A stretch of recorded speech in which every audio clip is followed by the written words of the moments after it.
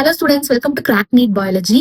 இந்த வீடியோல biotechnology principles and processes chapter 9 start பண்ண போறோம். So chapter 1 to 8 complete playlist Crack Neat Biology channelல இருக்கு, ரெஃபர் பண்ணிக்கோங்க.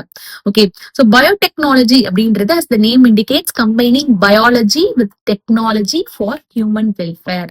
Okay, so fundamentally biotechnologyன்றது it deals with techniques of using living systems like living organisms, enzymes, living cells and other components like DNA. So இதெல்லாம் use பண்ணி எப்படி human வெல்ஃபேருக்கு யூஸ்ஃபுல்லான products and processes develop பண்றோம் அப்படின்றது தான். Okay, so some of the applications of biotechnology என்னென்னு பார்த்தோம்னா biofuel production, pest resistant crops like BT cotton, reproduction in aquaculture, that is fish breeding, fortification of crops, which means improving the essential nutrient content of crops, then disease free plant, then improving the yield of crops. So இதெல்லாம் வந்து some of the applications of biotechnology for human welfare. So biotechnology-ன்றது traditional processes like fermentation. So fermentation-ன்றது என்னது? It's a microbe mediated process. So இந்த traditional process-ல இருந்து the modern genetic techniques like genetically modified organisms, in vitro fertilization leading to test tube baby and DNA vaccine develop பண்றதுக்கு, ஏதாவது defective gene இருந்தா correct பண்றதுக்கு, இது எல்லாமே வந்து it's the form of biotechnology தான். So ட்ரெடிஷனல் ப்ராசஸஸ்ல இருந்து மாடர்ன் ஜெனடிக் டெக்னிக்ஸ் வரைக்கும் இது எல்லாமே it's the form of biotechnology. Okay, so according to European federation of biotechnology EFB biotechnology எப்படி டிஃபைன் பண்றாங்க அப்படின்னா the integration of natural science and organisms, cells, parts thereof and molecular analogs for products and services. So molecular analogs அப்படின்றது compounds with similar structures but slight modifications இருக்கும். இதை drug developmentக்கு use பண்ணுவாங்க. So biotechnology இதுல எப்படி என்ன define பண்ணிருக்காங்க அப்படின்னா living systems use பண்ணி நம்ம ப்ராடக்ட்ஸ் அண்ட் சர்வீசஸ் டெவலப் பண்றது ஃபார் ஹியூமன் வெல்ஃபேருக்கு, அதுதான். ஸோ இதுல இந்த டெஃபினிஷன்ல they encompassed both the traditional processes and modern genetic techniques. Okay, so principles of biotechnology எடுத்துக்கிட்டோம்னா டூ கோர் பிரின்சிபல்ஸ் இருக்கு which gave birth to modern biotechnology. என்னென்னா genetic engineering and bioprocess engineering. Genetic engineering அப்படின்றது as the name indicates ஜீனை alter பண்றது. Okay, so genetic இன்ஜினியரிங்ன்றது techniques to alter the chemistry of genetic material DNA and RNA. So இந்த டிஎன்ஏவை வந்து alter பண்ணி அதை வந்து நம்ம ஹோஸ்ட் ஆர்கானிசம்ல இன்ட்ரடியூஸ் பண்ணும்போது அந்த ஹோஸ்ட் ஆர்கானிசமோட phenotypic எக்ஸ்பிரஷன் வந்து சேஞ்ச் ஆகும். இதான் ஜெனடிக் இன்ஜினியரிங். ஓகே, தென் பயோப்ராசஸ் இன்ஜினியரிங் அப்படின்றது ஸோ நம்ம biotechnological products like antibiotics, vaccines, enzymes இதெல்லாம் வந்து லார்ஜ் குவான்டிட்டிஸ்ல ப்ரொடியூஸ் பண்ணும்போது அந்த கெமிக்கல் இன்ஜினியரிங் ப்ராசஸ் வந்து நம்ம ஸ்டெரைலா மெயின்டைன் பண்ணணும். Sterile environment, sterile ambience, which means contamination இருக்கக்கூடாது. நமக்கு எந்த டிசையர்ட் மைக்ரோப் வேணுமோ, யூகேரியோட்டிக் செல் வேணுமோ அது மட்டும்தான் க்ரோ ஆகணும், மத்த கண்டாமினேஷன் இருக்கக்கூடாது. ஸோ இதை டெவலப் பண்ற ப்ராசஸ் தான் பயோப்ராசஸ் இன்ஜினியரிங். ஸோ இண்டஸ்ட்ரியல் பயோடெக்னாலஜில இன்வால்வ் ஆகிற process. Okay, so high quality products produce பண்றதுக்கு இன்வால்வ் ஆகிற ப்ராசஸ். ஓகே, தென் நம்ம the conceptual development of principles of genetic engineering பார்க்கலாம். ஸோ நமக்கு தெரியும் sexual reproduction it has advantages over asexual reproduction. ஏன்னா sexual reproduction it permits variations so that நமக்கு unique combinations of genetic setup sexual ரீப்ரொடக்ஷன்ல கிடைக்கும். வேற asexual reproductionல இருக்கிற genetic information அப்படியே ப்ரிசர்வ் தான் ஆகும். So obviously the sexual reproduction has advantages over asexual reproduction because sexual reproduction permits variation. Okay, so traditional hybridization procedure அப்படின்றது it's the form of sexual reproduction தான். So அந்த gamete formation அதெல்லாம்.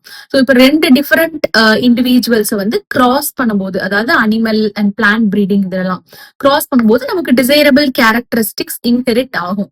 But இதுல என்ன limitation அப்படின்னா இதுல desirable ஜீனோட சேர்ந்து undesirable ஜீனும் வந்து இன்க்ளூட் ஆகி மல்டிப்ளை ஆகும். ஓகே, இதான் வந்து ட்ரெடிஷ்னல் ஹைபிரடைசேஷன் டெக்னிக்ஸோட ப்ரொசீஜர்ஸோட லிமிடேஷன். ஸோ இதை ஓவர் கம் பண்றதுக்கு டெவலப் ஆன டெக்னிக் தான் ஜெனடிக் இன்ஜினியரிங் டெக்னிக். இதுல ரீகாமினன்ட் DNA கிரியேட் பண்ணுவோம், ஜீன் குளோனிங், ஜீன் டிரான்ஸ்பர் இதெல்லாம் யூஸ் பண்ணுவோம். ஸோ இந்த ஜெனடிக் இன்ஜினியரிங் டெக்னிக் வந்து இட் ஓவர் கம் the limitation of addition of undesirable genes. அதை வந்து ஓவர் கம் பண்ணுது அந்த லிமிடேஷனை. இதுல வந்து நமக்கு எந்த டிசைரபிள் ஜீன் தேவையோ அதை மட்டும் ஐசோலேட் பண்ணி டார்கெட் ஆர்கானிசம்ல இன்ட்ரடியூஸ் பண்ண முடியும். Okay, So do you know the likely fate of piece of DNA is transferred into alien organism அப்படின்ற ஒரு இது கொடுத்திருப்பாங்க. இது நீட் ஆஸ்பெக்ட்ல இட்ஸ் வெரி இம்பார்ட்டன்ட். ஸோ அந்த ஃபாரின் டிஎன்ஏ ஹோஸ்ட் ஆர்கானிசம்குள்ள போனோடனே என்ன ஆகும், அது அப்படியே replicate ஆகாது. Okay, so this piece of DNA would not be able to multiply itself in the progeny cells of the organism. So the progeny cellsல அப்படியே multiply ஆகாது. So இந்த foreign DNA அந்த ஹோஸ்டோட, அதாவது இந்த ரெசிபியன்டோட ஜீனோம்ல இன்டகிரேட் ஆச்சுன்னா அது மல்டிப்ளை ஆகி it will be inherited along with host DNA. So ஜீனோம்ல இன்டகிரேட் ஆச்சுன்னா அது மல்டிப்ளை ஆகும். அஸ் சச் அது அப்படியே மல்டிப்ளை ஆகாது. ஓகே, இதெல்லாம் ரொம்ப இம்பார்ட்டன்ட். ஸோ இது ஏன் அப்படின்னா, அது அந்த ஜீனோம்ல இன்டகிரேட் ஆயிடுச்சு அப்படின்னா அந்த foreign DNA, that is alien piece of DNA வந்து இப்ப அந்த குரோமோசோமோட ஒரு பார்ட் ஆயிடுச்சு. It has become part of the chromosome. அதனால அதால ரெப்ளிகேட் ஆக முடியுது. Okay, so what is the fate of alien piece of DNA transferred to a host organism? So அதுல என்ன ஆகும், அது ஜீனோம்ல இன்டகிரேட் ஆயிடுச்சுன்னா அது பார்ட் ஆஃப் த குரோமோசோம் ஆயிடும். சோ தட் அது ரெப்ளிகேட் ஆகும். இதுதான் concept. Okay, so origin of ரெப்ளிகேஷன்ன்றது என்னது, நம்ம ஆல்ரெடி டிஎன்ஏ ரெப்ளிகேஷன்ல பார்த்திருக்கோம். குரோமோசோம்ல ஸ்பெசிபிக் டிஎன்ஏ சீக்வன்ஸ் இருக்கும், அதுதான் ஆரிஜின் ஆஃப் ரெப்ளிகேஷன். இதுதான் வந்து it is responsible for initiating the replication. நமக்கு தெரியும் already. So for the multiplication of any alien piece of DNA, which means foreign DNA multiply ஆகணும் அப்படின்னா it needs to be the part of chromosome. the chromosome ஓட integrate ஆகணும். Okay, which has a specific sequence known as origin of replication. So இந்த foreign DNA வந்து இந்த origin of replication இருக்கிற அந்த host DNA ஓட அது லிங்க் ஆகும்போது அது replicate ஆகி multiply ஆகும். இதுதான் cloning அப்படின்னு சொல்லுவோம். ஓகே, so cloning என்னது, making identical copies of any template DNA. So the first artificial recombinant DNA molecule எப்ப கன்ஸ்ட்ரக்ட் பண்ணாங்க அப்படின்னா 1972ல it was accomplished by the scientists Stanley Cohen and Herbert Boyer. Okay, so இவங்க என்ன பண்ணாங்க அப்படின்னா, first recombinant DNA construct பண்றதுக்கு antibiotic resistance ஜீனை வந்து ஐசோலேட் பண்ணி அதை நேட்டிவ் பிளாஸ்மிட் ஆஃப் சால்மோனெல்லா டைஃபிமோரியம்ல இன்ட்ரடியூஸ் பண்ணாங்க. ஓகே, லிங்க் பண்ணாங்க. சோ இது நேட்டிவ் பிளாஸ்மிட் அப்படின்றது இதான் பாக்டீரியா, சால்மோனெல்லா டைஃபிமோரியம் பாக்டீரியம்னா அதுல நேச்சுரலா பிரசன்ட் ஆயிருக்க பிளாஸ்மிட், அதான் native plasmid. So antibiotic resistance ஜீனை இந்த நேட்டிவ் பிளாஸ்மிட்ல லிங்க் பண்ணி first recombinant DNA molecule construct பண்ணாங்க 1972ல. ஓகே, சோ இதோட ப்ரொசீஜர் என்னன்னா, ஃபர்ஸ்ட் ஆன்டிபயோட்டிக் ரெசிஸ்டன்ஸ் ஜீனை ஐசோலேட் பண்ணணும் by cutting out a piece of DNA from a plasmid. So இதை எப்படி கட் பண்ணாங்க அப்படின்னா, molecular scissors called restriction enzymes use பண்ணி. இது நீட் ஆஸ்பெக்ட்ல it's very very important. Okay, so இப்ப இந்த பீஸ் ஆஃப் டிஎன்ஏ நம்ம ஜீன், இந்த பீஸ் ஆஃப் டிஎன்ஏ தான் நம்ம ஜீன் ஆஃப் இன்ட்ரெஸ்ட். இதுக்கு வந்து ஆன்டிபயோட்டிக் ரெசிஸ்டன்ஸ் கொடுக்குற ப்ராப்பர்ட்டி இருக்கு. ஓகே, சோ இப்ப இந்த ஜீன் ஆஃப் இன்ட்ரெஸ்ட், இந்த கட் பீஸ் ஆஃப் டிஎன்ஏவை நம்ம பிளாஸ்மிட் டிஎன்ஏ ஹோஸ்ட் டிஎன்ஏவோட லிங்க் பண்றோம், ஜாயின் பண்றோம். ஓகே, அதை லைகேஷன் சொல்லுவோம். இதுக்கு யூஸ் ஆகுற enzyme DNA ligase. Okay, so இந்த ரெஸ்ட்ரிக்ஷன் என்சைம்ஸ் பத்தில நம்ம டூல்ஸ் ஆஃப் ஆர்டிஎன்ஏ டெக்னாலஜில இன்னும் டீடைலா பார்ப்போம்.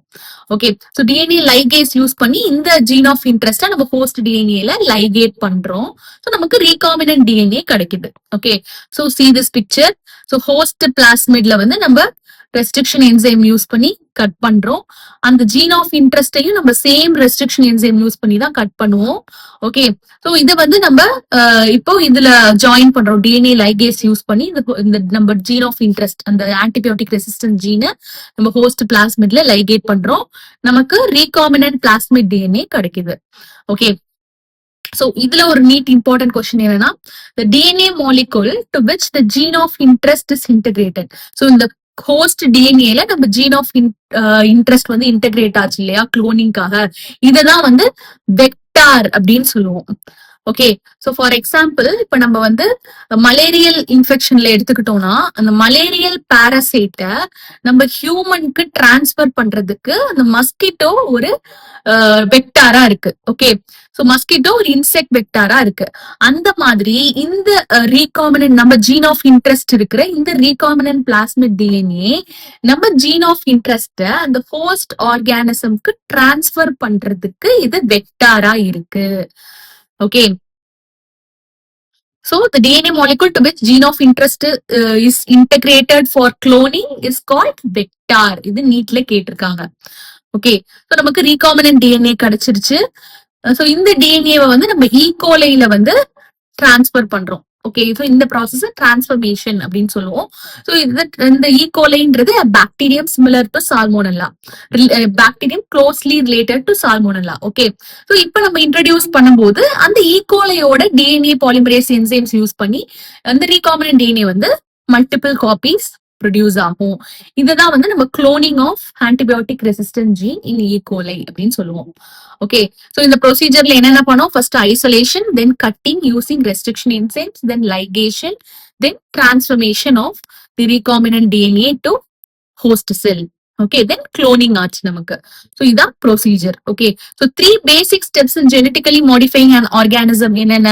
ஃபர்ஸ்ட் நம்ம டிசைரபிள் ஜீனை வந்து ஐடென்டிஃபை பண்ணணும். Identification of DNA with desirable genes. அதான் நம்ம இந்த இடத்துல ஆன்டிபயோட்டிக் ரெசிஸ்டன்ட் ஜீன் பார்த்தோம். அதை வந்து அந்த ஐடென்டிஃபைடு ஜீன் ஆஃப் இன்ட்ரெஸ்ட் போஸ்ட்ல இன்ட்ரடியூஸ் பண்ணணும். ஸோ போஸ்ட்ல இன்ட்ரடியூஸ் பண்ணதுக்கு அப்புறம் அதை மெயின்டைன் பண்ணி அந்த டிசைர்டு ஜீன் ஆஃப் இன்ட்ரெஸ்ட் வந்து இந்த ப்ரோஜெனி செல்ஸ்க்கும் டிரான்ஸ்பர் ஆகணும். இதுதான் வந்து 3 basic steps in genetically modifying an organism. Okay, so next வீடியோல நம்ம tools of recombinant DNA technology பார்க்கலாம். ஸோ இந்த வீடியோ உங்களுக்கு யூஸ்ஃபுல்லா இருந்தா kindly subscribe my channel. Thank you.